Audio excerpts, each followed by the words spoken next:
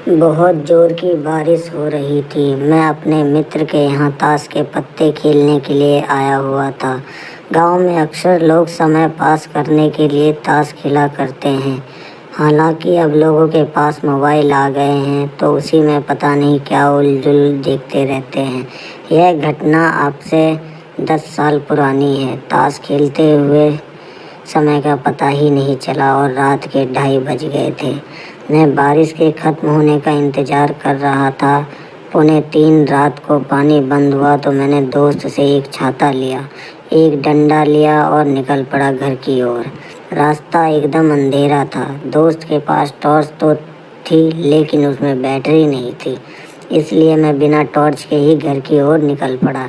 रास्ते में एक बगीचा पड़ता है, वहीं पर मुझे सबसे ज़्यादा डर लगता है।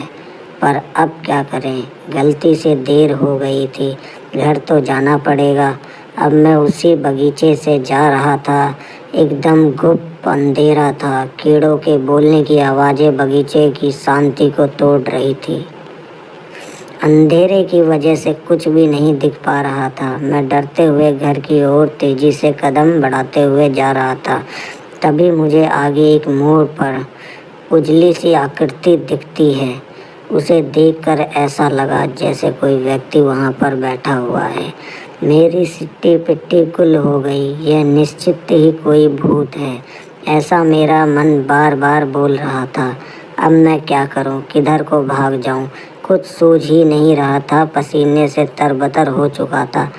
हिम्मत करके मैं आगे बढ़ा, यह सोचकर कि अब जो भी होगा देखा जाएगा। वह व्यक्ति जहाँ पर बैठा था वहाँ से बगीचे की सीमा खत्म होती है। मैंने डरते हुए आवाज़ में पूछा, कौन हो भाई, इतनी देर रात यहाँ क्या कर रहे हो, घर क्यों नहीं जा रहे हो? वह बूढ़ी आवाज़ में बोला, बेटा मैं इस बगीचे का चौकीदार हूँ। मुझे हर रात यहाँ बगीचे की तकवारी करनी होती है। तुम यहाँ क्या कर रहे हो? तुम्हें पता नहीं है कि रात को इस तरीके से बगीचे में घूमना बहुत खतरनाक होता है। यहाँ कई प्रकार के भूत प्रेत और चुड़ैल रहती हैं। जाओ जल्दी घर जाओ और इस तरीके से आज के बाद इस बगीचे से इतनी रात को मत निकलना। मैंने बोला, ठीक है काका। जैसे ही मैं जाने लगा तभी वह बूढ़ा व्यक्ति जो बगीचे की रखवाली कर रहा था, उसने मुझसे तम्बाकू मांगा, पर मैंने मना कर दिया क्योंकि मैं तम्बाकू नहीं खाता था। उस बगीचे के चौकीदार ने मेरी खूब प्रशंसा की और मुझे गांव के चौपाल तक छोड़ने आया। सुबह मैंने बगीचे के चौकीदार के बारे में अपने पिता को बताया तो वह दंग रह गए। उन्होंने कहा, बगीचा तो सरकारी है, वहाँ कोई चौकीदार नहीं रहता। यह सब बातें मेरी दादी भी सुन रही थी। तब उन्होंने कहा, तू तो बाल बाल बच गया है, क्योंकि वह कोई चौकीदार नहीं बल्कि एक प्रेत था जो कई वर्षों से वहाँ रह रहा है। जब वह ब्याह के तेरे दादा के साथ यहाँ आई थी तब भी वह इस बगीचे में रहता था। तेरे दादा ने मुझे उसके बारे में एक कहानी सुनाई थी। कहते हैं जब वह तम्बाकू मांगे और कोई उसे तम्बाकू दे देता है तब वह तम्बाकू देने वाले को नहीं छोड़ता है। उस प्रेत का नाम राम लेखन काका है। उसका लड़का तम्बाकू खाता था, इसी वजह से वह कम उम्र में चल बसा। उसी की दुख में राम लेखन काका भी अपने बेटे के गुजरने के 1 साल बाद गुजर गए।